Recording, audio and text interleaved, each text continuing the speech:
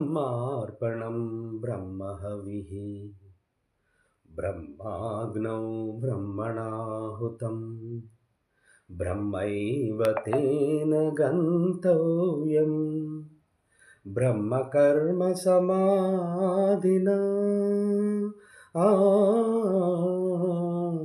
ఆ ఆ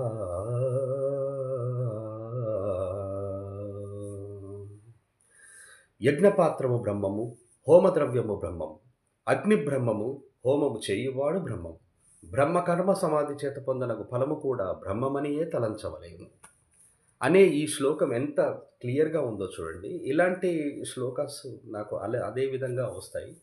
నేను చాలా వినేవాడిని. చిన్నప్పటి నుండి నాకు ఈ అబద్ధాలు మాట్లాడడము, తప్పులు జేయడాలు, మోసాలు జేయడాలు, ఎదుటివాడిని హర్ట్ చేయడము, బాధ పెట్టడం ఇట్లాంటి అలవాట్లు నాకు మొదటి నుండి లేదు. కాబట్టి అంటే ఆహ్, నేను ఈ విధంగా ఉండండి అని చెప్పడానికి నేను మంచి ఎగ్జాంపుల్ అనమాట. అందుకనే నేను నా గురించే నేను చెప్తాను. ఇప్పుడు మీరు మా ఇంటికి రండి. ఎప్పుడు చూసినా నీట్‌గానే ఉంటది. అంతా మంచి ఆర్గనైజ్డ్ వేలో ఉంటుంది. ఒక ఆర్డర్‌లో ఉంటాయన్నీ. నేను అందుకనే నా ఎగ్జాంపుల్ చెప్తాను.